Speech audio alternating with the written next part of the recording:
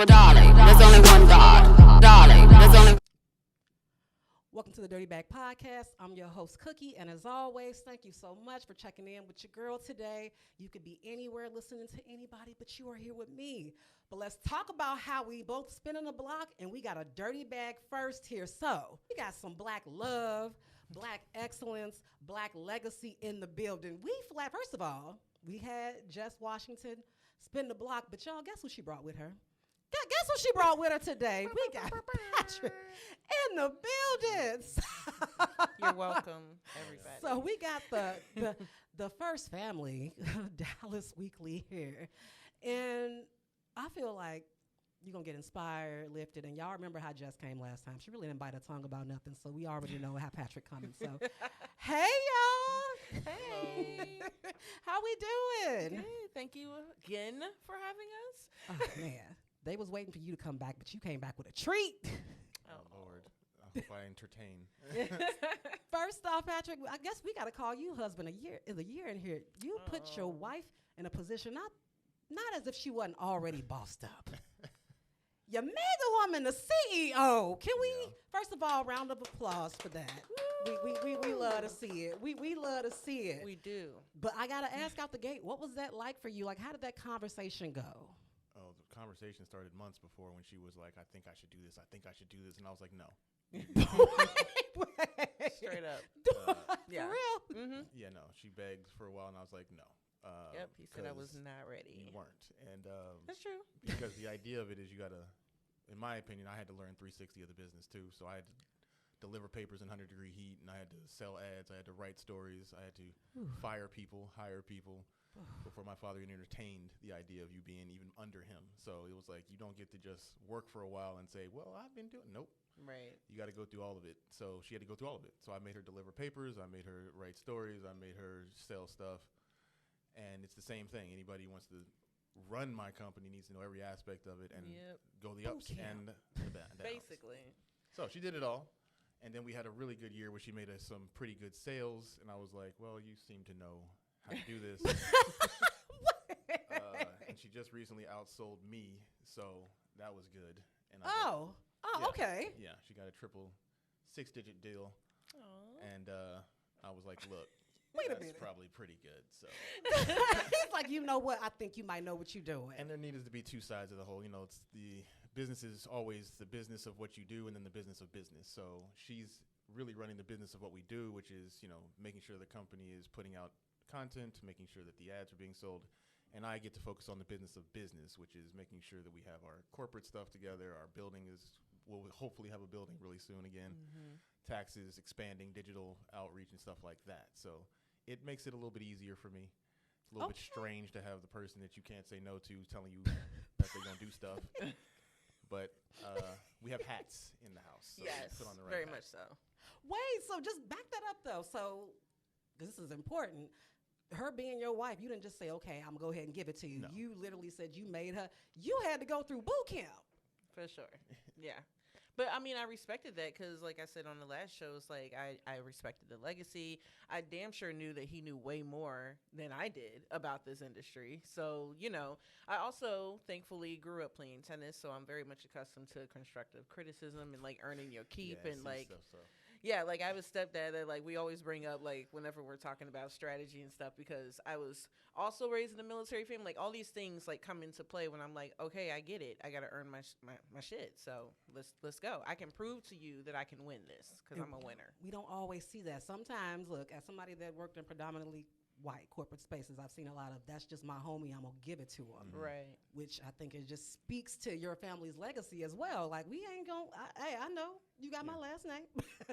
However, this is still a business. There's still siblings that were fired because they couldn't do stuff, and Yeah, he had to fire my entire family. It's for the betterment of the company. Sometimes you got to and his destroy best the build. friend. I didn't fire my best friend. He respectfully stepped away because he knew what I needed to do. Wait. Yeah, you fired some clean militants? house. Have to. I've been fired by my father before. Like, yeah, it's almost like a family tradition. Like, you don't really Wait a minute. You don't get to step up until you get beat down. So it's like you can't just have it handed to you. Yeah, where are your tears? Yeah, yeah. And you got to know that it's a business. It's not like family reunion. Like you got to earn this thing, and if you don't work, you don't earn. And if you ain't working, you ain't earning. It's like having a baby. It's like, well, I'm taking care of the baby. You out here showing it off. Who's feeding the baby? Who's changing the baby? Who's doing all that? If you ain't taking care of the baby, baby dies. Yeah. Baby gets or I'm a single parent in a 2-parent home. And that doesn't work.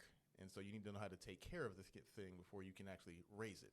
Okay, so can we stop there for a minute? Because everybody, like a lot of people go into business with their friends, and usually folks say if you can't go into business with your friends, who would you go into business with? But Who says that? look at his look, we are in the world of social media where Oh, right. everybody's trying. Sorry. I mean, I'm gonna let you address Sorry. it though. I'm gonna let you address it Like, though. who's saying that? But how would you speak to somebody that's thinking of going into business with their friends or relatives? Because you say it so easily, like, yeah, you're gonna get fired. No, but if you're going into business, then that is a reality of business is not a friendship. Like, I know people who have been best friends who have sued each other are still best friends because it's not about your friendship. It's about you didn't do something it's a contract. You broke the contract. That means I am compensated in some way. Still friends? Yeah, I mean, if we're in business, Still friends after yeah. you sued somebody? because suing's not personal. Yeah. I'm suing you for a reason. I'm not suing you because I don't like you. Right. That's just what it is. Business is I don't know how people confuse the two actually, because it's like they'd call it friendship if it was friend. We didn't go into friendship together. We went to do business together. People don't go to friendship school; they go to business school. Right. There's no friendship in business. You're not I tell her all the time, like nothing's personal. Like even when people in the company do bad, it's like they don't like you. They're just lazy, and you should find a new person to do that job. You can still hang out with them, but you can't have them in this business. So push them to the side and move on. Like that's it. You have to fire somebody, and the best person to fire is somebody you love, because then you don't care about the people you don't know. Yeah. It's like it's just about what it is. Like you did not achieve the goals we set out in this contract, therefore you must go. Thank you. Good day. I'll see you on Saturday at the barbecue. He's the owner and the publisher, but I literally talked to him a week ago, and I was like concerned, about some things, and I was like, I just don't know if you are good for this company. If like it was like a week or two ago too. I was just like, we need to come up with a strategy, or I'm just gonna have to consider it as the CEO. It's like, but of course I love him, but I want the best for the Dallas Weekly. And I told her, you don't do that because I own this thing. So I'm going to tell you to calm down. These are just casual bedroom pillow talk. Babe, I might have to let you go. Yeah, it's like- Word? No, How she you was gonna more do that? concerned because she had a strategy she wanted to put forth. She didn't feel like I was helping her in that. And I was like, well, one, you should be more concerned about how you're going to handle the strategy as CEO. And two, I'm going to do whatever I can to support your strategy as you make it happen. But my job has nothing to do with what you're supposed to do. Yeah. So it's like We talked about it. husband hat, take off. Oh yeah, we do. Boss hat. Do that a lot. But again, thankful for my dad being my tennis coach growing up, because that was always something we did. Dad hats off, coach hats on. And trust me, I had a bunch of those dad hats off, son hats off. Yeah. Business hat. And my dad would do a whole thing. He'd be like, Daddy, I love you. Okay? Take that off. You're fucking up. You show your ass up at 9 o'clock and don't be smelling like this, that, and weed, and this, that. It's like, or I will fire you. Dad hat. I love you. Yeah. You got to separate the two. That's wild. So growing up, did you always know, like, I'm going to be in media? Did you ever think that you would have a different path, or did your dad let you know, like, early on, this is what it is, this is what we're doing in this family? You have to get the freedom. I think children will choose what they want. It's not like, there's a set path, but I always had a media goal. I wanted to be a filmmaker, which I'm still going to do. I'm going to do that at some point, but the business was the thing that allowed me to do that. So I would have lived in California for a while. Okay. Shout out to all the actors and writers on strike right Man. All right. but that was where I was trying to go, realized that wasn't necessarily going to be the path I took. And actually him having that business, he said, why don't you come home, work for me, get yourself back on your feet, and then you can regroup. And as I did that, it was, I own, in essence, a media company. At the time, it wasn't a media company, Okay. It was more of the newspaper, the website, which was more focused on that particular part of media in general.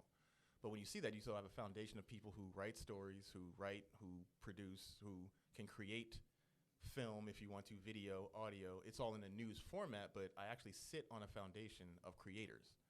So if I can get this to a point where those creators can create what I want them to create, I can then do that dream on almost like a deeper and higher level. And Right. you can, make a movie anywhere. I know that the industry's centered somewhere, but it don't take the industry to go out and say, you can act, you can write, you can edit, can I get all y'all in the same room to do this thing? Right. And so that was kind of the goal now. And even now, it's like I own this. That's why she became CEO. It's like I can either run it or I can own it and make sure that it's what it needs to be. I chose to own it and make sure it needs to be what it needs to be. And it didn't make you feel a type of, I mean, as somebody that was a CEO as long as you were, you didn't have nights where you were like, man, I'm giving up some power. Like you never Well, I never thought gave of up it any that way. power. That's the thing. It's Okay. the power element, and power is really just a synonym for control. Okay. So the control of it is it's never going to not be what it's supposed to be, which is a news and information source that is from the African American perspective. That's not changing. What'll change is how and where that moves. So, for example, she recently relaunched our Dallas Weekly Radio, which we're getting together. Yes. I would have told her, don't do that. I would have said, what are you doing? That's not what we're not in the position to do that. But she was and looked at me in my eyes and was like, well, it's already done. And I was like, you know what? Actually, let me stay in my lane because that's what I hired you for, basically, to push this thing forward in spaces so that we can, expand our reach. And me pushing back on it is just hindering you from doing what I've, put you in the position to do. And I know that experience because that was my experience. It's like, hey, I'm going to do this. He's like, but I want, and there is that tension of how do you tell your dad he's wrong and that he needs to step back when he's been doing this thing for 30 years and has brought it through times of 80s, 90s, everything from financial crash to 9/11 to the start of the business world in Dallas in the 80s. How am I gonna tell him he's wrong right now? He been through everything. Yeah, and it's been when the internet happened. Yeah, like he was there. When the internet literally there as it saw started. this shit. So yeah, it was the same thing. It's like I have that memory, so it's like I can use that to sort of say, okay, here's where you can push, and here's where you should step back, because that was a big challenge in my father and me was when do you push, when do you step back on both ends. Got it. So this is a good example of like, let your kids spread their wings, give them the foundation they need to be disruptors. And yeah, and honestly, if I had my druthers, it would be in a place where they could say absolutely no, I don't want to run it, and it'd be perfectly fine because they'd sit on a board or something that say, well, we can just say, hey, if it's not making what it needs, then you're fired, and we'll get somebody else to come in and run it. That's where the I want to ultimate goal is for them to still have control of it, but not be. If they don't want to be, Yeah. Yeah. Who knows? They might love it, who knows? right. But if they didn't, they can say, no, I want to go be something else, and I'll just have that as my family business to fall back on if I need some money to buy a house or something. Man, It's their asset. that's the benefit of coming from a family of creatives, though. Like, there's a way for everybody to eat, but not put people in positions that they haven't earned. Yeah. There's or that don't, or part. don't even want, So that's the thing. Like, Everybody I don't know my want it. sister said out loud plenty of times, like, I don't want to do. I'm here because Dad's here, Yeah. and until he Yeah. leaves, I'll leave when he leaves. And she willingly actually gave up her part of the company to her brother, which is commendable. She No said Tyler she- Perry movie here. Yeah. Yeah, no. So I mean, even so, it's still and it's still hers in my attitude. It's not like if she wanted to say I want to do something, it's like we talk about it because we'd have to go remember all that stuff you weren't doing. We can't do that no more. But if she was, wanted some benefit from it, I'm not saying you can't have it. It's not mine. It's our family's. Right. For however long our family exists. So that's the Yeah. goal. And as far as what last time Jess was on, we talked about her adjusting into the role of CEO and kind of having a pivot, how she responds to things and stuff like that. So here we go. Howard, as a husband, how was it supporting her through these transitions and her critiques and all of that good stuff? Like when you put your husband hat on and when you put the business hat on, how did you support her? In the early times, it was mostly husband because the transition is very emotional. Because I don't think a lot of people understand what it means to run and be responsible for a company, especially one like ours, which has legacy and roots in industry that is literally almost 200 years old at this point, which is the black press legacy. Right. There are rooms you will have to sit in with people who have 130-year-old businesses that his family's passed it down 5 generations, and they look like us. So you have to sort of humble yourself in that sense of you are somebody as a part of a whole, but at the same time, you're the head of a house, if you will. Got it. So it's like you don't have the biggest house on the block, but your house is important, and you need to be able to run it in a way that makes sense and not take some of the emotion out. But it's also you have to be passionate about it. You have to love this stuff. You have to be unconditionally loving of your community. And a lot of people who didn't grow up in it, they say they love our community, but they actually don't. It's conditional. As long as we doing right by you, you good. But let somebody treat you bad, and it's like, oh, black folk ain't never want to do. It's like we don't get to say that. Okay. There is no black folk don't in our community, in our way. And see, that's even a part of our legacy. We have that too.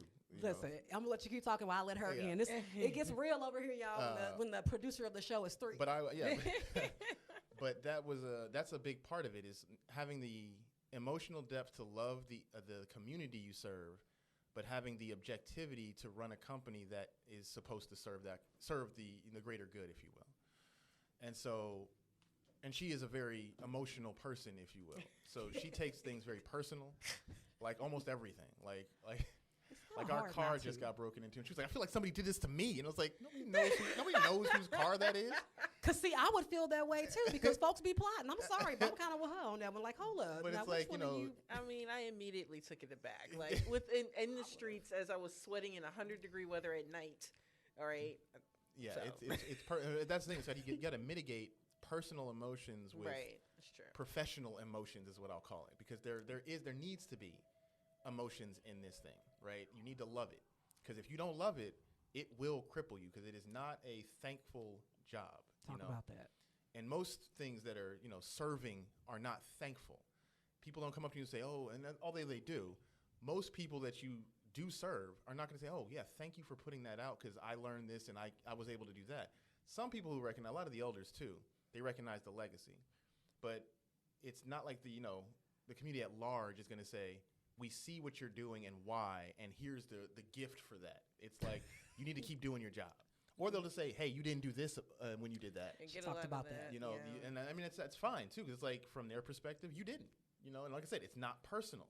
They want you to be the New York Times, right? And have every 360 element of it, and have a phone number to call so they can complain. And it's like, and sometimes you don't have those resources, but you want to, right? And that's where the emotion comes in. So I usually tell her, like, "Hey, just say, okay, I hear you, and we'll try to get to that. And here's what we can do in the meantime." Have you ever been like, "Quit playing with my wife"? Like, I know you are very professional, but have you ever had one of them moments like, not in a professional sense?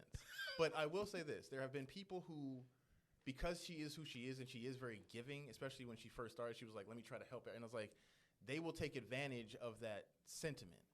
And that's when I get a little irritated, because what'll happen is they'll start treating the business like a friendship.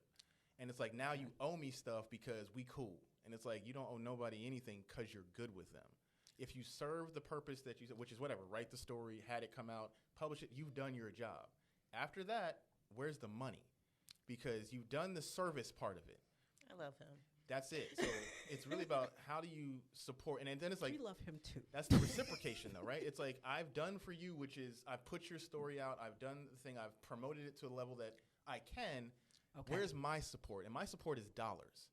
So if you don't have any kind of financial support for the Dallas Weekly, I or me, you're literally taking money out of my children's mouth. Didn't say food, money, because they don't eat off, and they eat off money that we have. Mm-hmm. And if we're not making it, because we're also, once again, we're free. So if you can't recognize that if it ain't coming for advertising, we don't work. And some people take that as, I got to pay for the information. No, you don't. But if we don't eat, you get no information. Right. And if you're a company, nonprofit, business, why aren't you advertising with me? You're asking me for something.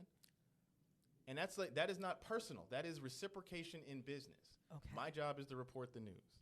I need money to do that. If you need the news out, guess what you should do? Right. You should probably support me. Can we stop? Can we park there? This is the part where I gotta look into the camera. Because one of the things, and this isn't a Dallas, this is something I've just noticed, period. But I mean, I really got into being a creative in Dallas. But conversations are about like people feeling entitled to. I've had this happen to me a lot of times where people will just tag me and stuff with the expectation that I will just share it. Because when I'm just like you in that regard, I'm promoting everything and everybody. But I said this before, I noticed that when I stopped, and not stopping because I wanted to, but maybe life happened. Maybe I'm focused on myself now. It gets really quiet. Mm-hmm. So with you coming in saying, all right, well, you want me to do X, Y, Z, how are you supporting me? Some people would talk about that in a transactional sense, but I see that as if we're talking about supporting black businesses, creatives, whatever, why wouldn't you? Especially if you're asking for labor. My labor is cost. This is America. This is built on what we call labor. Mm-hmm. We'll call it that nicely. But also, it's not transactional. That's the thing. Then people take it, and once again, personal, professional, you take it transactionally, but if I can't work, which is the money, and that's also, let me take a step back. It's not transactional because we are partners in this. I am able, like for example, we have contracts with like the Dart. Dart doesn't just pay me to say, here's some ads. They expect us to show up at the event. They don't pay me to show up at the events. They pay for their advertising. Right. But if we are showing at a breaking of a new station or something, that's what they expect as the transaction, which is not a transaction, the partnership. Yes. Even down to a lower sense. Let's say it's some small nonprofit that is, paid $100 to be on the calendar. Well, guess what? I have a more inclined instant when they're doing something that needs to be promoted. Well, Guess I who got pulls writers for up? that Yeah. because we are partners. And especially if you're doing something community based. And I know that everybody is struggling for money. So we're not saying like give me thousands of dollars, but there has to be some kind of sense of we respect what you do, you respect what I do. And what we do is we promote you. We'll tell your story so that someone else doesn't tell your story. And typically it's about, black folk. So our story can get construed. We do it from a perspective. It's like we're not going to go in and immediately go, okay, here's all the bad stuff you did, because we could. There's always some faults in people's plan. Right. Most mainstream, if you will, non-black entities will find that fault and use that as the crux of the story. Clickbait, all of that. It's what it Drives is. traffic. And it's honestly, it's like on my level, because I own the company, it's like that ain't even necessarily a bad thing. It should show you, hey, you got some things to work on, because somebody found that you didn't pay this person 3 years ago or something like that. And that's typically what happens. Someone goes, they didn't pay me some money, and they'll tell them about that good. It's like they were broke, but they were broke then. Like Right. but I'm They not didn't gonna have no get- money. So now you can go back if they get a little success and say, okay, now you had, stuff in the past or, things like that. I'm not going to tell who it is, but we got some folks right now that have some kind of, let's say, gray areas. They're doing some good work, but there are some small gray areas that people come to me and say, have you talked about that yet? Not yet. Right. It's in the mix, but I'm giving them the grace to say they're working to make something positive happen. And I know that takes work. And sometimes you fail in, it's like us. If somebody doesn't pay me, I can't pay you. Right. It's not. It is my fault I can't pay you, but it's like I'm not forgotten about you. Like I have to wait on somebody to pay me, Right. so that I can then do what I need to do. And sometimes you have to decide who gets paid. Like I got to keep the lights on, so maybe this person doesn't get that thing we need. I'll call them and say, hey, it's gonna be like this. I ain't forgot about you, but I got to do this thing so I can keep it going. A lot of folks in our industry understand that. Like a lot of journalists and photographers, people get that. Right. Other folks necessarily don't, because it's just like it is, and it's their right. You said you were going to pay me for this, and you haven't. What's up? And you got to eat crow and be like, I don't have it, and I probably won't for maybe a couple weeks or maybe a month or who knows how long. But I promise that's going to happen. That's sometimes my reputation speaks, and my father's did too. It's like I'm gonna pay you. Right. I've never not paid a bill I've owed. It's I've just used that line many times. we like, don't. I pay my debts. Yeah. That's the thing. I don't keep There's debt out nobody there. in these streets that says that Dallas Weekly Now, owes them money. On the schedule, that might be different. Yes. It's However like, you it's get like it. student loan CPT. payments, right? It's like I gotta kind of develop a little bit more to do more. And that's why, like, one of my main goals I always say is, like, I will always look for any opportunity to give us exposure to allow that conversation to be easier with future clientele to know that we are And legit, she's we are way the more real transparent deal. than I would even be. Like she'd be sending Yeah. out like statement, like, look, we got this person that said. It's like, whoa, you don't know them all that. But that's, I always said, like she takes it personal. So she, like, when somebody talks bad about you, it's like that's in the streets. Like, people will say your name and you're hoping they say good things, but there's somebody. I say this about young men. It's like every dude knows when you get to be a good dude, like, that some woman's out there telling you ain't shit, and then she's telling the truth. And you can't say she's not. Like, Right. and that's what it is. Like, someone's gonna out there and say that motherfucker did this, and it's like they ain't lying. I'm not like that now, but they're not lying. Right. Hopefully, I can make I that right. I didn't get here through full grace. There was some mistakes along the way. There were expensive mistakes Very along expensive the way. mistakes. But everybody's allowed to make them. Like I said, I've made Yeah. some expensive mistakes. Yeah. So And I'm I had really, to, and I walked in the office and Dad just looked at me like, so where'd those, like, however many thousands of dollars it was, so where'd that go? And it's like, they disappeared, and I don't know if I can get that back. And he was like, and he just pulled out like liquor or something. He was like, yep, now you've gone across that line. yeah. Because you have to learn. You don't learn those lessons without experience. Like someone can't tell you, get your money don't wait on the money at the door. Get it before. Because you throw an event or something. Wait, say that one more time. So y'all be coming in here with these lines. We got to sit on this. Say that one more time. You don't bank on the money at the door. You get the money before. If you're throwing a party, event, all that should be paid for before. If you're waiting on the door, you've already lost. Yeah. Oh, for sure. Because as I've been told, Negroes will let you down. I love my people, but the door will let you down. Get that sponsorship for, and if you don't, there's no event. I've told her she had to do that twice. Like, there's no sponsor. Yeah, I've had to cancel whole events because I don't 2-3 believe weeks. in that at And all. I'll tell you, here's the date you have until you need to cancel it. Because Yeah. if you don't cancel after this, now you're committed and you're going to lose money. And that's only that. For me, I'm also very emotional. So Dallas is a petty ass town. And the last thing that I want, just gonna do is terrible. It is. the last thing I want though is because the thing is, you throw a bad party, people will talk about that party for years. And I know that because I'm one of them people. Yeah. You be clowning people's parties. I mean, there's people Or that, events. You know, yeah, it doesn't there's have to be a events party. that It could happened be- almost 10 years ago. I still talk about because that's how bad it was. And that's how everywhere is. So it's like, get your money up front for anything you got You know, to do. selling my name out here. And then you learn that. But you have to learn that lesson the hard way. There's no one I've known that has learned that lesson through just saying it. Right. I've had people that are doing things now that used to work for the company have learned that lesson at my company in the 90s and stuff like, oh, I'll never. Mr. Washington told me, yada, yada. And I had to learn. You lost thousands of dollars. I mean, tens of thousands. Go back to a petty ass town. Why do you feel it is that way? And because when y'all tell me this stuff, I'm saying this for the transplants Right. that come to Dallas Oh, I that can start give you that, businesses. 'cause No, she's a transplant. right. So because I came here in the come 9th here. grade. Yeah, Does but that not still. count for anything? Man, you've been here for a minute. You Yeah. spent I've your been whole over high school 20 experience years, here. yeah. But tell people, like, I think people learn real quick, like, you kind of have to earn respect, It's also your place, a and big all of small that. town. I don't Right, think people she get that. said They hear that. Dallas, it's a big small town.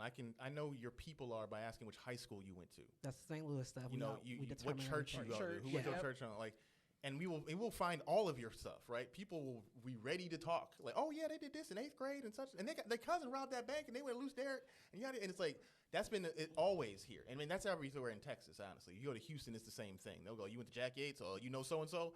They're like, yeah, well his granddaddy was this person. It's like yada yada. It's a big small town, one. And what I think that people don't get is they hear this metroplex talk. They come from California, Missouri, you know, wherever. And it's like, you think it's a big city. It's like, it's not. Like, as soon as you mess up, your name is in the streets. If you mess up with somebody who's from here. It's happened to us. They come in and they say, oh, I'm from wherever. They didn't do something. I'll call somebody I know. They'll be like, oh, yeah, I met with them. I don't be doing with them no more. And it's like, right. And so you got to now earn that again.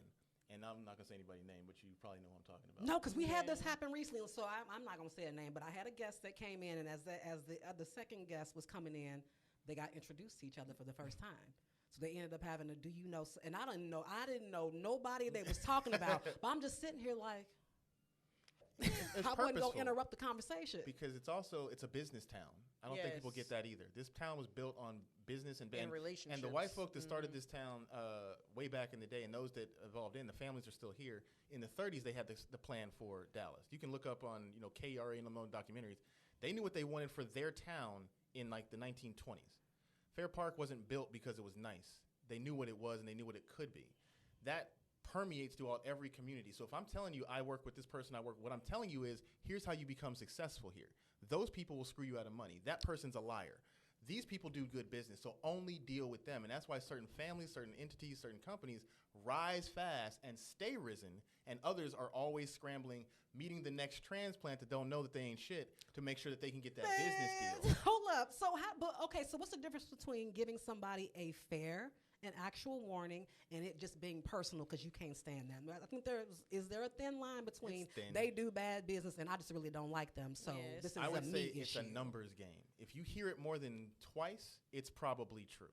Because I've had to say to her, like, somebody will say, oh, that person. I'll go, well, I didn't hear that from them. Or they'll say that, or a person we trust will not like another person, but they've done good by us. So we know that at that point, it might have been a professional beef, but that's a personal beef you have. Right. So If you're I hear able your to, name with 3 or 4 people I trust, oh, you're no good. Exactly. You are obviously out of pocket. But Yep. if it's just, so-and-so didn't say this, and that one's like, I'm good with them. It's like they had a personal thing that happened. And really, that's it. Small town. Who you know needs to be reputable. And if you know 5 or 6 reputable people, and they all say the same thing, then they're probably telling you the truth. If one says it, 1 out of 5 says it, it's probably just them. 2 out of 5 says it, give it some grade. 3 out of 5 say it, it's like start looking at them weird. 4 out of 5 say it, it's Just like, nah, stop fucking man, with done them. it. 5 out of Yeah. 5, you don't even. I've had people call up and I'm like, my dad like, no. So-and-so's calling, no. Don't even want to talk to you. It's an introduction. I don't need to be introduced because these people have already told me who you are. Right. That is old school Dallas business. And I've learned the hard way, like 2 or 3 very important times of people who said stay away from them, and I didn't listen. And sure enough, so I was like, now I get it. With people that you trust, say stay away. But it's good to also. That's why the relationship building is so important. You know, even though, like I said, it's not transactional, because down the line we all benefit from this. Yeah. Right. Someone will have a media arm to their small business because we're good with them and we know that they do good business. Someone else, you're just another story in the queue, you know, like, and there's no grace with your faults or your gray areas. It's point like that because that's what's important. And that's I'm dealing with that right now. We're going to do a story about, you know, a popular entity, let's say that. And there's some things that is like, that's a little tense within our community. The key is we're going to mention it. But it's not going to be like that's the focal point of that story. It's just this is also being talked about in this greater positive kind of thing. Because if I didn't do that, the people in that little gray area are calling me. Hey, you didn't say this. And I'm like, I trust them. I'm reputable with them. I'm handshake with them. I am family legacy with them. They see us in the streets. And they will see us. They know my mama in them. It's like, and I've had people do that to me. Like, oh, I'm trying to get to, you know, I can't get to me. My mom will call. Hey, so-and-so was trying to call you. Man. Why didn't you pick up the phone when they did? Yeah. If you want to schedule a meeting, get through his mother. Get through Vicky. Or my father. Not you trying to run a business and folks calling your mama because they know who I am. They know who she is. And if they're, you know, who they are, it's like sometimes it's on at the time. It's like, well, I'm cutting through that schedule of yours with this. And it's like, oh, yeah, I guess We've actually been able to, and it goes both ways. It goes both ways. Yeah, I've done that. Because she's been able to get us meetings in places that they probably wouldn't have got us with the president.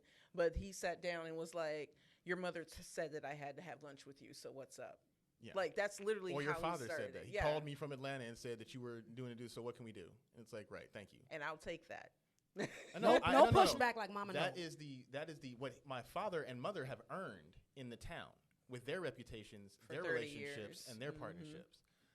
That's the kind of that's what big small town. The Washington name means something. And that's what, you know, my wonderful wife, that's what she's developing now. It's like you got to make a network, which is basically from scratch, really, because my network ain't your network. Although we share, it's like you need to make your own connections and your own ways to achieve your goals. I'm that you know, that silver bullet that goes, okay, if that's not working, let me see if I can help and call the right people or do whatever I can do. But there is an earning here. Like, it's always earning. And I mean, even when you get older, there's new people that come in. Like, you can blow up and we can be like, hey, we know her. Can we get on? Because we got, and you might have, I got this schedule. It's like, can we please? Because we know you from back Dallas Weekly ain't got to ask. I just shoot me a text. I appreciate it, but it's also like, I don't believe I just deserve it because we are who we are. That part. Like, but okay, but hold on. I'm going to say this, and I'm not saying it because y'all are who y'all are. It's because the CEO of who y'all are didn't think twice when I DM'd her. She didn't see me. I talked about this already. I'm going to keep doing it. I don't care. And she saw me as a person and somebody worthy of sharing her story. So for that reason alone, because I don't get that from everybody, trust. Right. Good work speaks, though, and good work should speak. That part. It's okay, y'all. I'm over it. I mean, technically, I'm here because of that. Like, you had on her, you had on Clarice Chris, who I admire and appreciate. You had on one of my what I call my mentees, which is Alicia, with her hair thing, and she's new to doing this. She's a local, but she's know new. How new she was, and these were the best stories came from. I wasn't even thinking of it as, well, she's so and so. When I listened to y'all talk that day, she did that story and called it out like, "Hey, don't be out here stealing our stuff. Like, I don't come for y'all." I said. But like he didn't even know that I was outside on our front porch, and I was just so mad about it again because I'm emotional. But our people here respond to that. Like, they be wanting somebody to come in here and take the headband off and just talk, because that's what people want, real stories. Like, if you came in here all suited and booted and just said the right things and didn't want to call a spade, yeah, it wouldn't work. It wouldn't work. Mm-hmm. It doesn't work.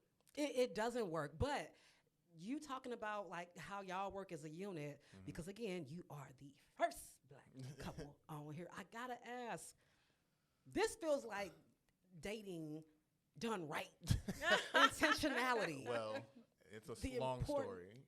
It's a long, short story. It's a short story. That's actually a long if you want to get into all of it. Like, because she will tell you, oh, it's 10 years. It's a short story. 10 years ain't no short story.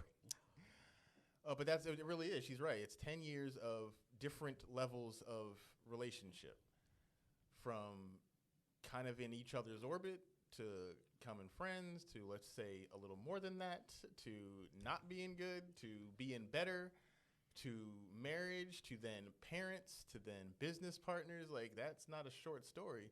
It's one that keeps going. I mean, that's that what makes it short. It's like it's one continual story, but it's like I think that, and she says that we have and I would say a good story, but it's not standard. When you say that you can be around somebody and kind of have this teetering relationship for a decade, ain't nobody got a decade to waste, right? Like, That's people want true. stuff immediate Got gratification. 10 business days out here in these You know, and compound that with Piss in the social pool. media and expectation and the atmosphere is totally different now that's wild. than it was back when we actually laugh almost 3 times a week. Like, I'm so glad we didn't have that stuff. Because How that do would have y'all deal made with or that? break. Because let's just say I was out here in these streets, so Yeah. if there was You? Yeah, she was social out in the media, Wait. like he would Yeah, just be the Jess guy that would Burnett- just Jessica Burnett was not Jessica Washington. You was Out here. outside. All day, all You was night. a city girl. Let's just Yeah. say I understand what she's doing. I don't agree with it right now because I'm like, you're a mom, like Kiki's a baby She's daddy. fine. She ain't married to that motherfucker. Yeah. You probably the first man that's done said that. Well, we can talk about that later. I didn't get too much into it because But- I don't have a brain for social media, really. I mean, I shouldn't say that. I don't have an attitude for I'm social say he media. be on TikTok hard body, but But that's a whole TikTok different will thing. take you down a whole Yeah, no, you thing. can go down some rabbit holes. But I'd say that the landscape has changed dramatically over every 5 years over the last 15 or so. And that's what makes it challenging to even talk about it. Because it's like, I was just thinking about, like, our expectations in dating was totally different and coming from a different place than a 25-year-old today. Like, I can't imagine seeing grandiose gestures and hashtags of all these things and thinking, man, I ain't got no money in my pocket. How am I supposed to bring a 3 dozen roses in a 50, suit and 50. in a all this helicopter. stuff and like all this, like, how am I supposed to compete with what I see? Mhm. And if she's seeing it, expecting that, how am I supposed to live up to that? I can't imagine that, because our big expectation was the expectation was dinner. Like, you don't take your Yeah. girl out to a nice dinner when At we were least for young. me, it was like you give me Now- some drinks, 2.5 drinks. How do you bring Full somebody drink. that's outside inside? I don't even know if it's outside, inside. It's like, what's your expectation of outside? Oh, Because okay. you can be outside at a park or outside at a club or outside doing 15 things in life. Because I remember I had a homeboy of mine who's now married with children as well. We were like, when blind date and eliminate got popular. I remember that. Remember that? He was like, Showing man, our the game's ruined. And I was like, what you talking about? He was like, look at what they're doing on these so-called dates. There's like 3 locations. There's time spent. Like, that's like, he was like, look, he was charging up on he's like, that's like $30 for that. You got to do pottery. Then you're going to go out and do some sip and painting. Then you got to go do a park walk. I was like, yeah, actually, that's That's a wild. lot, Like, that's like yeah. 4 or 5 different things for a date. Right. He was like, a date used to be sit down, you talk about where you come from, what you do, yada, yada, yada, and you hope that she's like, okay, we can see each other again. He's like, Right. now you got to like show and prove. Like, you got to throw out money, and then and I was like, man, I didn't even think about that. And he was like, that's what because he was in these streets. Yeah. But they not even throwing out. I think what you see, like you said, you don't have the brain for social media. A lot of it is online. People arguing. We're not even getting to the date because people are too busy arguing and having That's these all just pissing pain contests. points. That's just horrible pain points that I Yeah. see that we used to do in more closed circles, but now it's become everything's public now. Yes. And I think that's a shame, actually, because private life was something how you developed yourself, and now I think that, I don't know, black folk discovered therapy 15 years ago, and it's like, y'all know that's been around, right? Like, and it's also like, people have been dealing with their traumas for a while. Like, if your mama Yeah. didn't hit you, but hers did, congratulations, somebody is talking about trauma in your life. But these buzzwords of healing, trauma, and it's Yes. like, those are just Manifest. buzzwords, manifest. Yeah. All that stuff is, and it's also become like ideal in image. We are a media company. Image is one of the most powerful things in the world, and image is now guiding reality, which is, it's supposed to be the opposite. Right. It's like life is imitating art, where it should be art is imitating life. Yeah. And so that's really strange too, because social media has been adopted by not just our community, but just in general as a guiding tool for behavior, for attitude, for relationships and interaction. And I see these mostly young men, by the way, Very young. have all these opinions. I'm like, nigga, you don't know shit when you're 25. You're still learning who the hell you are. You about to tell somebody you the rib or like, no, you ain't. Like, what the hell are you talking about? You know, it's like, it's just strange because you would never step out of line and talk like that 30 years ago, you know, as a 20-year-old. Right. You would be like, You what would are sound talking? insane. You would sound insane. You the rib. You're like, I lead this house. You ain't got a house. Y'all ain't got no houses. Like, Right. You see the housing market? Y'all ain't got houses. Y'all have apartments. But you talking about I'm head of the household. Like, no, that means more than just I got a mortgage, you know? Especially when you look at demographics. It's like women are now more likely to own a home. So what are you the head of? Her home? Like, that don't make any sense to me. Yeah. We Now, have there's very a- strict rules. It's like These trying to- rigid interactions. I'm like, these are Yeah. so rigid. Like, there's no move. Like, y'all ain't having a conversation. Where I think that, you know, I don't know exactly how to, you know, dive into it directly, but that's what I see now is that young people are acting like they're adults because there is no check and balance on social media. There is, you're right because it's your platform and you get to say what you want and everybody's the Oprah of their own show. So it's like, okay, well, how do you break that? You know, how do you say you're actually not right? You are not the Oprah and nobody gives a damn about your social. Like, that means nothing.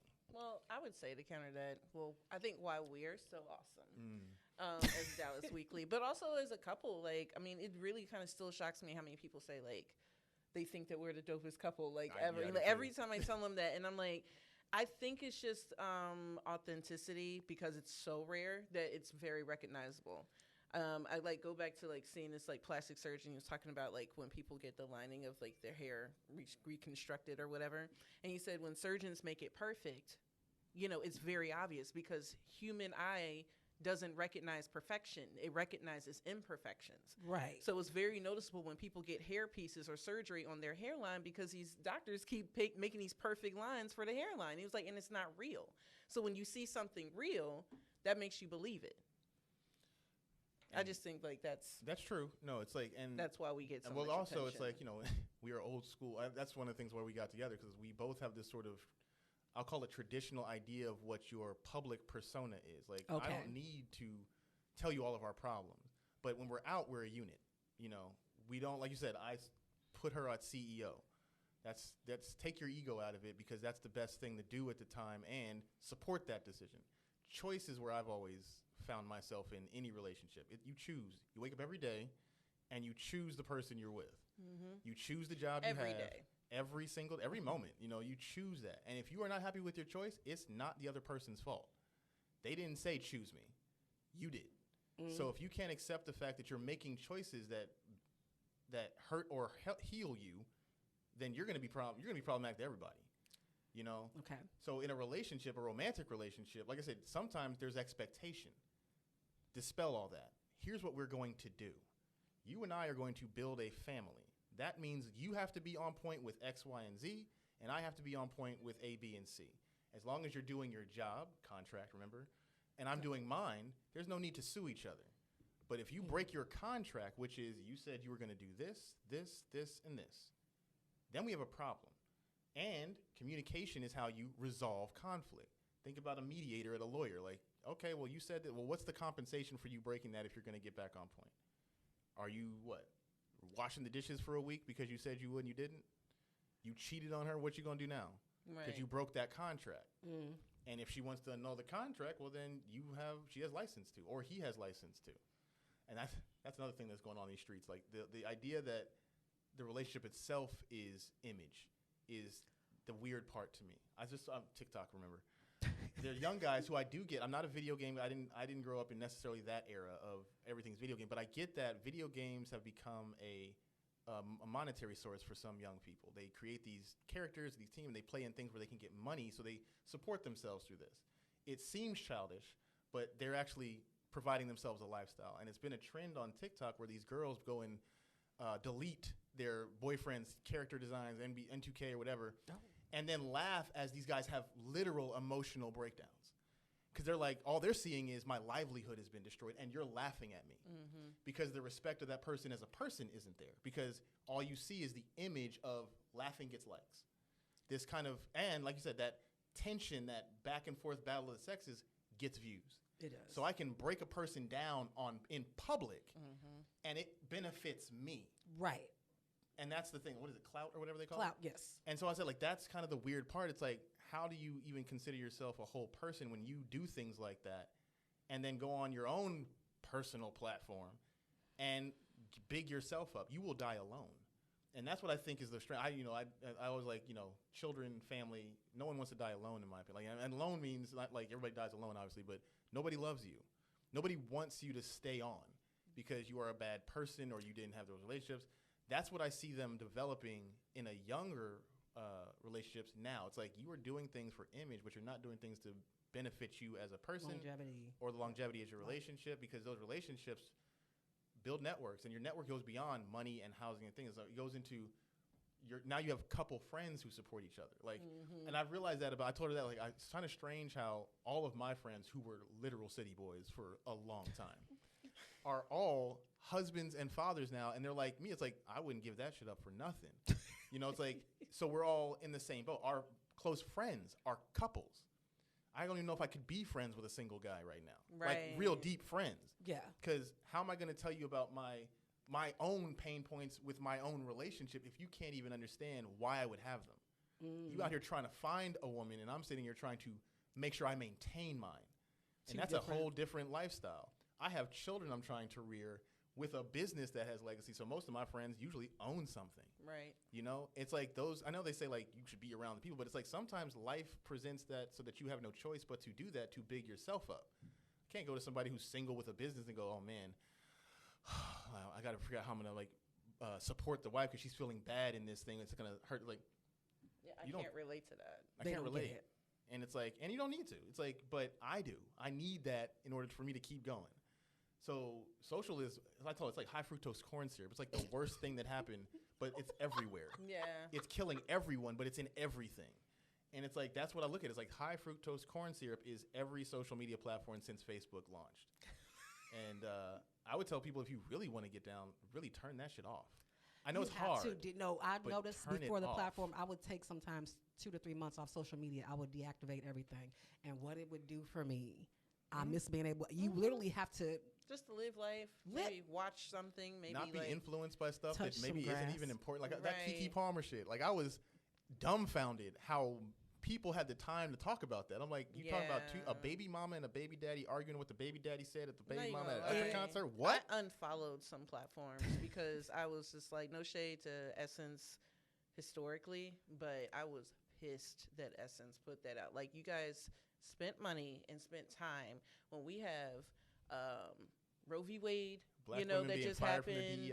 Affirmative action issue just happened, and I'm like, but y'all talking more about this key? Like, I was appalled, and so it's just like, no, old lady. I know. You and Clarice both were.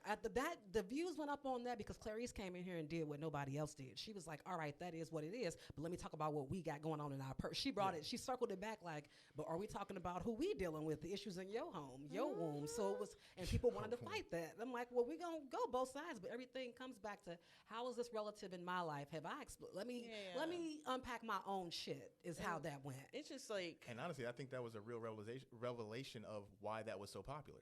Right. If you're what you said is true. It all comes back to the people were attacked. No, and it's like you're seeing something and you want to say, how does that affect me? Every media is about, like, really letting you kind of understand your own reality. Oh. So if that's what takes over and you're upset about it, it's really, what does that say about you? It's personal. It's my baby daddy, my man. I can't dress like this. That's really what it was for a lot of us. Yeah, and if somebody challenges even the notion of a media outlet doing that and you're taking offense, it's like, ooh. You don't feel seen, do you? Right. A lot of people, can we stop? A lot of people don't feel seen. Can we, social media is people. Get off that social. I guarantee you'll feel seen again. Because you'll be dealing with real people. That part, yeah.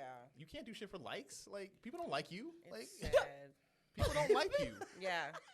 Can we, that's what it is. Park for a minute. Go ahead. Park. It's not real. Your friends on social aren't your real friends. You ain't got friends on social. That's the thing. It's I don't care if they like your posts every day. Those aren't your friends. I don't care if they comment every time. No, I don't care really how many times they share.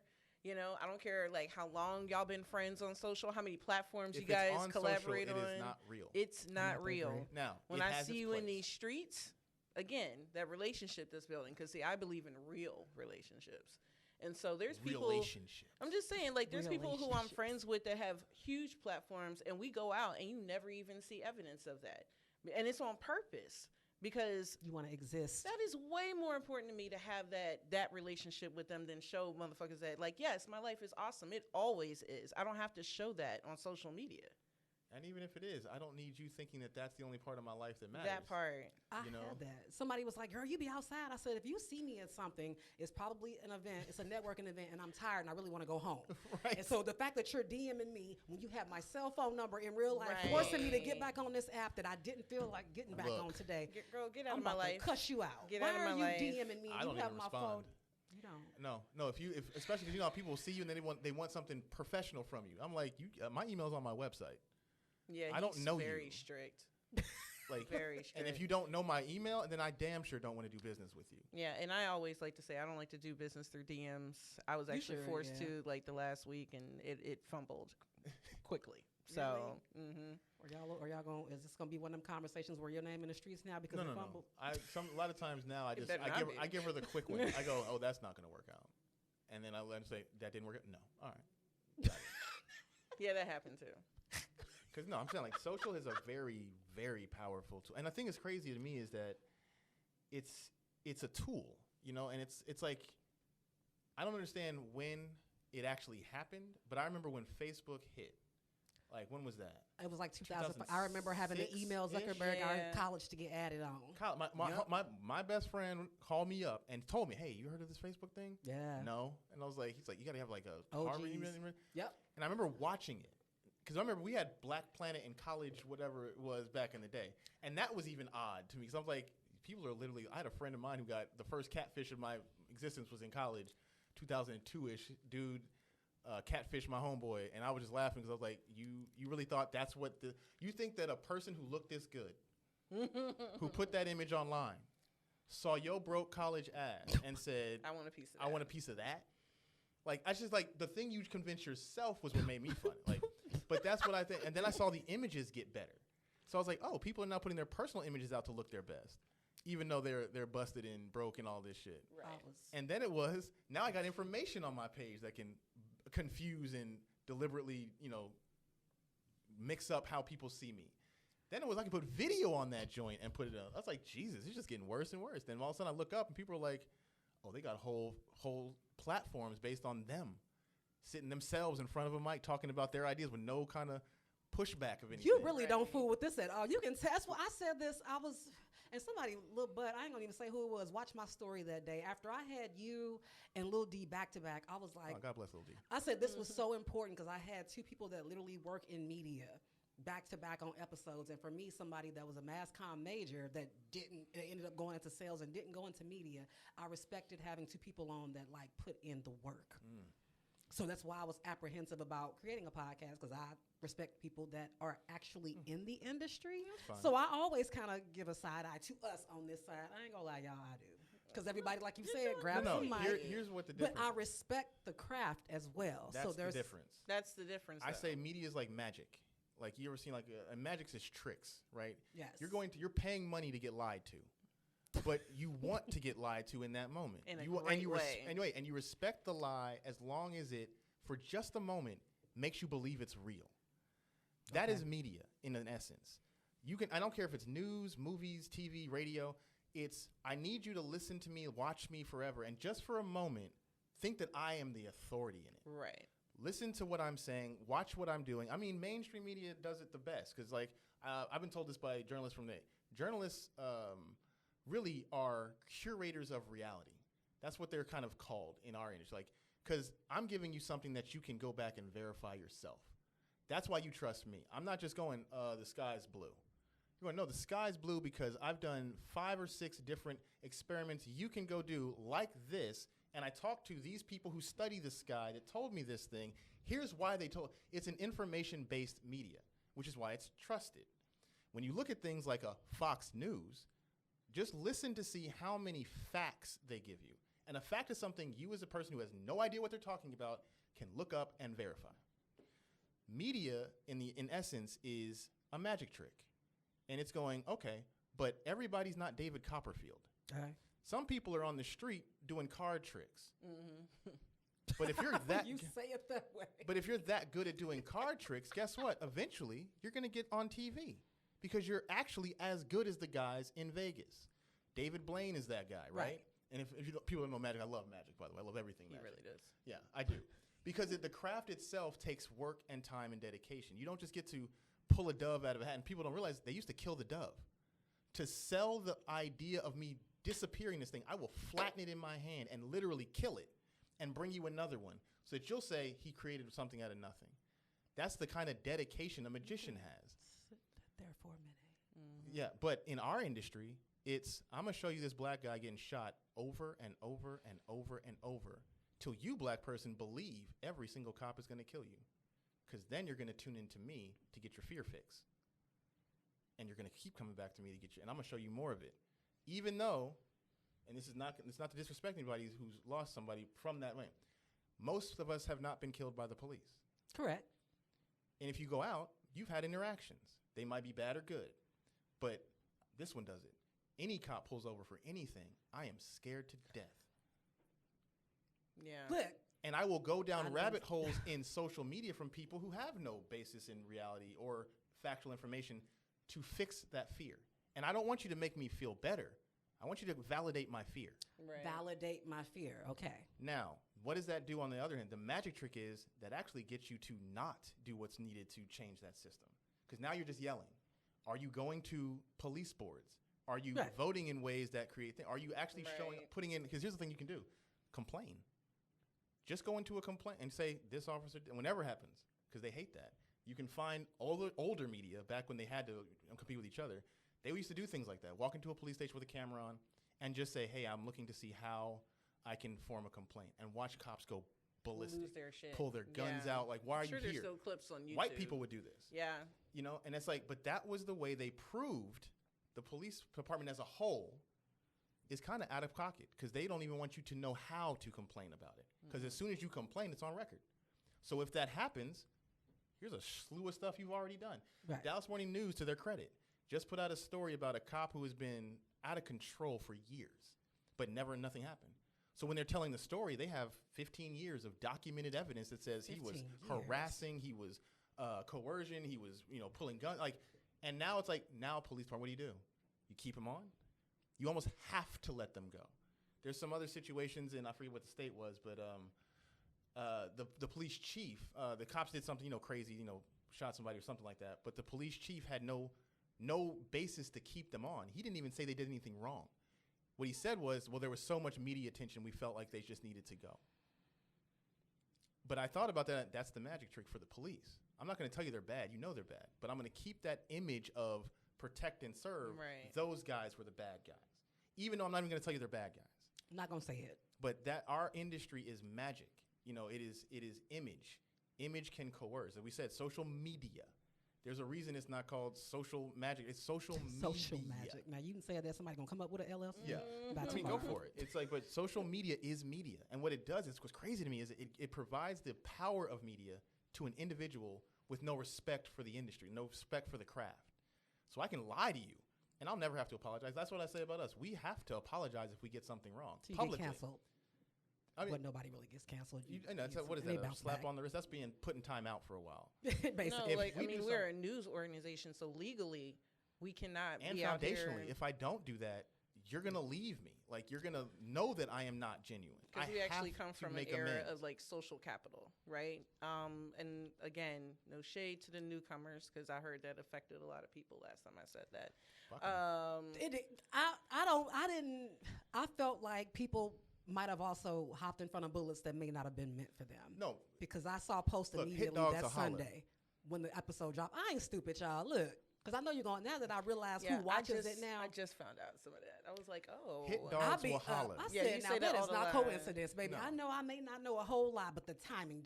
The timing, yeah. Trust At least me. say hi to me if you're going to feel a type of way about an episode. But no, if you Just want to say keep hi. yourself in the don't good even standings speak. of the media landscape, then you need to be accountable for what you say Right. and what you do in your media space. So if you messed up, you need to be on public on your platform saying, and here's how. Here's what did. It's called a retraction in our industry. Right. Mm-hmm. And you have to say, and trust me, I've been sued for not putting a retraction in fast enough. Right. Trust me, I know how that goes. Yeah, we were sued for 9 months for not doing something within 2 weeks. And that's not personal. Nope. Dude is an ass, but that's not personal. It is, I sent you the thing, I asked you to do it, you didn't. Here's the response to that. You seem so cool about it. Because it's not personal. Because you really about business. Because we for fucked real, for up. real. We should have. And I even told her, I was like, one thing is, we did a retraction in the wrong space. Right. I didn't put it in the right space. And he was still legally in his right to sue us, so we had to go through it. Like, neither one of us actually complained about it. It was a nuisance to do it, but it was like, we fucked up. We don't make them kind of fuck ups no more. Like I said, we've made expensive mistakes. Yeah. Okay. Look, that's the accountability for me. Accountability is key in this industry. Mm-hmm. And it's key for people. But think about how much energy we could have wasted, though, being wrapped up in, like, feeling bad for ourselves. Like, how we couldn't have moved forward with everything else that we did, like the Best of Black Dallas Awards and stuff like that. I mean, all of that, like, during a lawsuit. Oh, that happened during that time? Oh, yeah. It was a long process. Yeah. Very long. And they had to go through several courts. Mm-hmm. Because, and so it's just. It's all public. I'll send you a link later. It's not, actually, D Magazine, shout out to them. They wrote an article about it after we won. That's how much love we get in these streets. Your favorite black news publication gets written about by your favorite lifestyle publication. And we've had lots of different connections between the magazine. But yeah, accountability. I wish I was lying. Look it up. It's a good word. We be out here. Responsibility is the second one.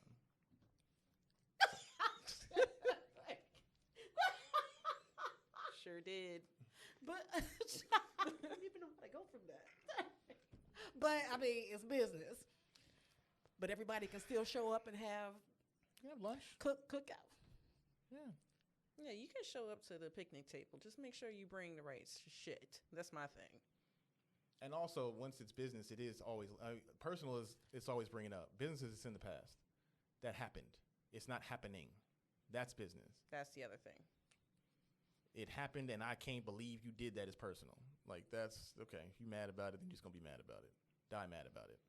Again, like I said, I recently went through something. I was just like, I hope that's not the vibes that's gonna happen from now on. But if it is, I'm perfectly fine. Them vibes don't be lying, man. I'm sorry. I know buzzword, but I'm sorry. Them vibes don't be. When you, it's a good word. Every time you ignore it, if you feel it, you're probably right. Well, I do believe in, like, I'm not an ethereal person. I don't say all the buzzwords and stuff like that. But I've been raised on energies and karmas and stuff. Like, my dad has, like, shaken somebody's hand and walked away and saying, I don't trust that motherfucker. And I was like, I believe in that, and you know, paying attention to that, you know. Okay. Me too, yeah.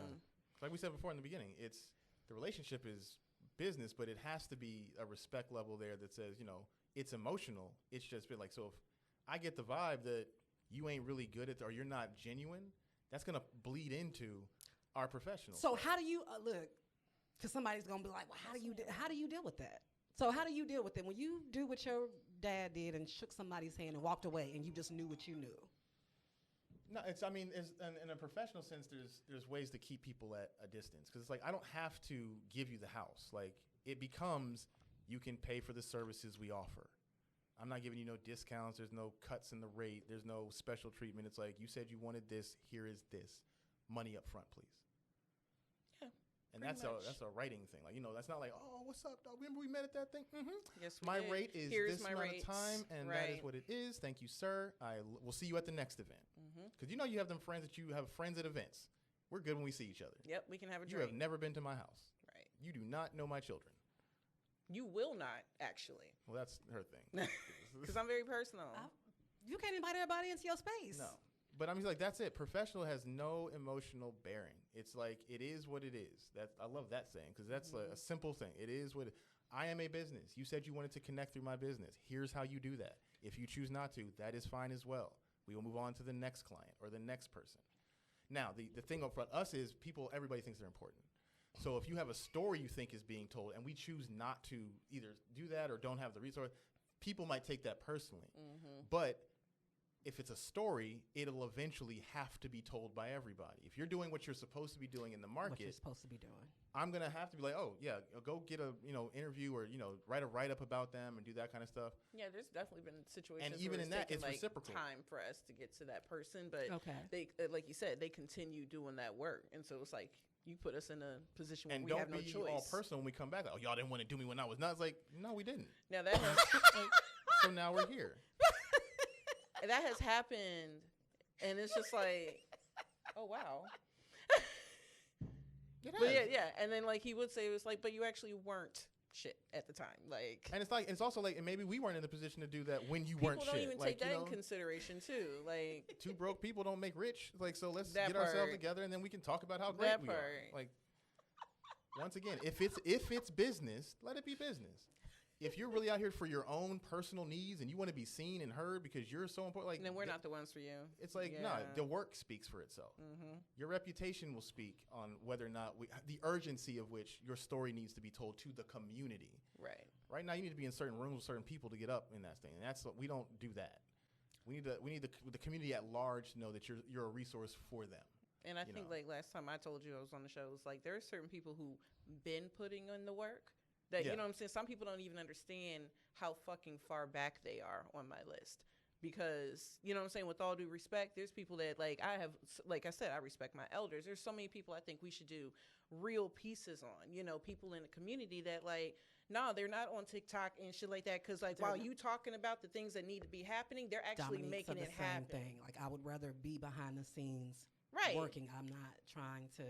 Like, one be thing I think popular is it's what you safe for us said, to say, yeah. like, one, like, editorial thing that we're working on is, like, trying to be more in the city of Dallas. You know what I'm saying? Like, in the rooms.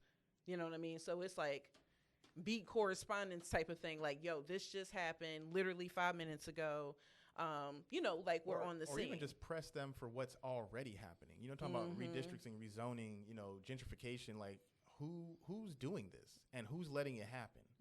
And explain that to the people that it's happening to. Because, like, just like my amazing Congresswoman Jasmine Crockett, shout out to her, as much as I love to see her go viral and everything like that, she's definitely not the only politician representing our district that we need to be paying attention to. Our community. She represents her own district. I mean, that's what, you know what I'm trying to say. She's not the only person that's in our community that's, like, fighting for us or should be fighting for us. She definitely goes viral. You know what I'm saying? Yeah. Got 30K. But what does she go on my viral TikTok. for? Usually getting at somebody in her way, which I do enjoy, by the way. I do love those viral Yes, clips. it's so. But so it's like delicate. but I always think about what I don't see going is like that background to hers when she usually brings it up. It's like, I'm a civil rights attorney. I put this, that, and third into place, or I've done these things. She gets viral for saying to Boebert, why don't you shut your mouth because I know what I'm talking about, which is very good. But it's like behind that there's a wealth of understanding of the system in the civil law area. And she's the, far more credentialed than her counterparts You want on the the other work side. to be at the forefront, not the I mean, both moments. can do it, I think. I Okay. think that it's important because, Dallas is like that too. A lot of especially our black politicians have become popular and effective because they've had to show out. Right. I'll mention John Wally Price. Perfect example. My man had a megaphone on Townview when I was going to high school, and people were nervous about that. But I'm like, but what was he talking about? Because it got done, Right. Speaking of somebody who, as my father would say, John didn't show up without a check. When he needed something, he was advertising. It's like the reciprocation and respect. And there's a reason why people support. I mean, whatever you think about him, I'm not going to say like, he has this stellar reputation for certain people. Right. But he's earned his spot. Eddie Bernice Johnson, another one, had all that work in. And It's Crockett's predecessor. yeah, but when she says, I choose this person, there's a reason why people said, well, then we're going to pay attention to that person. Okay. And they're to respect everybody who was running in that thing. They all were, very good and credentialed, et cetera. But there's a reason why Eddie Bernice Johnson's word matters. Right.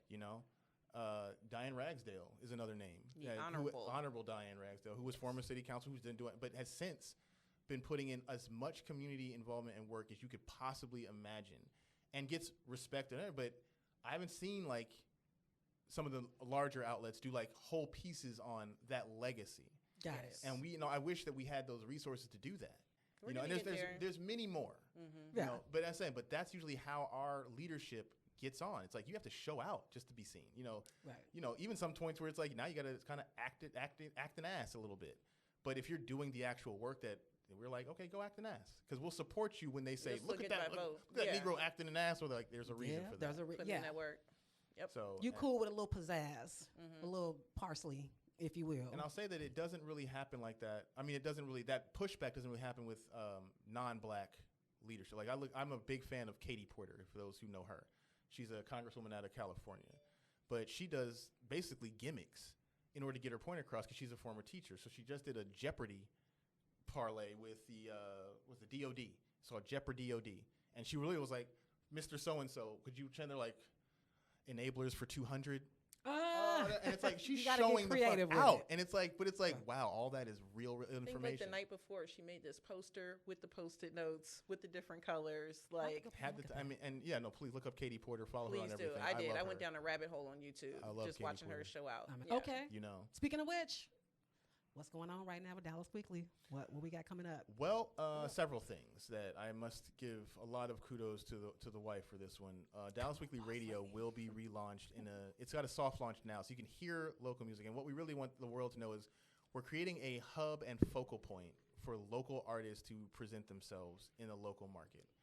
If you are a jazz, funk, blues, pop, soul, R&B, country, western, classical, hip hop, whatever artist, we will be giving you a platform very soon. We also, once again, reciprocate. We need your support in making it happen.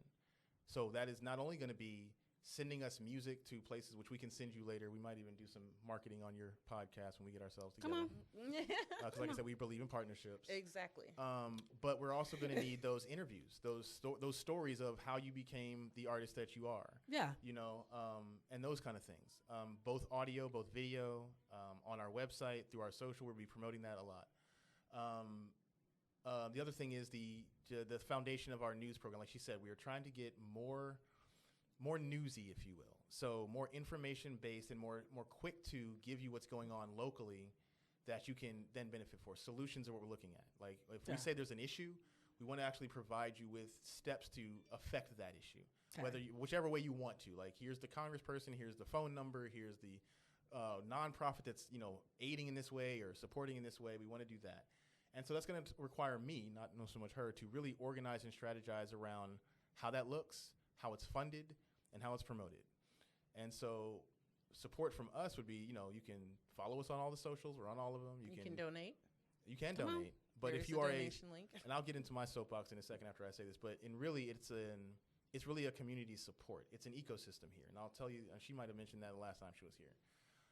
I'll give my Black press history real quick. So, you know what? Fuck it. I'll say what I want to say. Please do. There are two pillars like of the Black community. Unequivocal. Unequivocal pillars. Those are the Black church and the Black press. She's probably said it.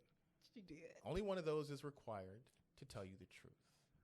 However, the community supports another wholeheartedly with what can only be described as faith-based payments. When you are a business owner, Black or whoever really, and you want to support the community needs information. The community needs a foundation by which it can move. That is our job. So historically, and one of the only silver linings of Jim Crow was Black business owners and the Black community at large were forced to deal with each other. Created a lot of wealth in the community by our definition of wealth. Yes. A lot of reputations were built in that Jim Crow era because you couldn't go to the white bank or the white doctor or the white school, the white seamstress, the white plumber, the white funeral home, wherever. So you were forced to spend that dollar with those people. Integration corrupted that unity because what we didn't deal with was the own self-hatred and all those issues that made it so that you believed, or whoever believed, the white man's grass is always greener. Now, to give ourselves some grace, there were some issues where property values, like for example, schools and stuff like that, the quality of them were better in white neighborhoods. So of course, parents and other people wanted to have the quality of it. However, your carpenter, electrician, whatever, wasn't. There were no better restaurants. There were no better barber shops. There were no better churches. Those we kind of failed in, if you will. But the black press's the black press's purpose was to make it so that there was a central hub, so you, Mr. or Mrs. singular black person, needed to know where can I get an electrician, a dentist, a doctor, a lawyer, a carpenter, or wherever. And there was a central information hub. That was what was corrupted in our industry. And I want the community at large to know that that is what we still do. We have a online calendar, we have a imprint thing, we have a online marketplace, which allows you to centralize yourself for black eyes and anyone who's really watching us. And that ecosystem works to build itself up. So if you are in business and you need things, whatever you pay out, I don't care what you do, you are paying somebody for something. To circulate that black dollar, you're going to need to pay a black person or black entity to do that. I'm not saying sacrifice quality. What I'm saying is you can use us as that conduit to get to and promote that you need that level of support within our own ecosystem locally. So that's what we're going to be working on. We're going to be working on getting back to basics. Favorite things to do is to have an excuse to grab a drink and talk to the people directly about what we're doing. And so, yeah, in the end of this year, I think we got another Best of Black Dallas coming. Yes. Yes. There will be a Black Tech event. I hope I can promote that. Yes. I'm in Black in Tech, so we always about tech. Well, around last year, I believe I said last year we did it with Microsoft. And so Blacks at Microsoft, they're at ERG, Bam. of course, BAM. But we are expanding that, and now we can follow up. But I think it's safe to say that we'll be working with UNT and then the Black MBA Association. And so that's just the tip of the iceberg because, again, we need to have follow-up meetings. But, this is what we have in the works. And so. And then next year we'll be doing our 70th celebration all year. From a business, family, and relationship perspective, y'all hit on some points that folks really needed to hear. So I want to thank y'all for coming by today. DallasWeekly.com. Follow us on all socials. All the things. We're on all the things at Dallas Weekly. DallasWeekly.com. Yeah. Yep. Black Press Legacy. Period. Oh, also go to Word in Black for a more national perspective on the issues of the black community, and the NNPA, which is our legacy association, which is just now doing the same thing. We're revamping, we're remixing, we're doing it all, and we're, like I said, foundational. Don't recreate the wheel. Make sure your wheel is spinning, oiled, screwed in tight, and able that's to all roll. we're doing. Period. There you go. Hope you got what y'all needed today. So thank you. I want to thank them for coming in and enjoying us, for joining us. It's been a blessing. It's been a pleasure to have the Washingtons in the building. So listen, whatever we got going on right now, be kind to each other. Where applicable, wear your mask, wash your hands, socially distance. And when you get a free moment, please remember to clean out your dirty bag. Till next time. Well, darling, there's only one God.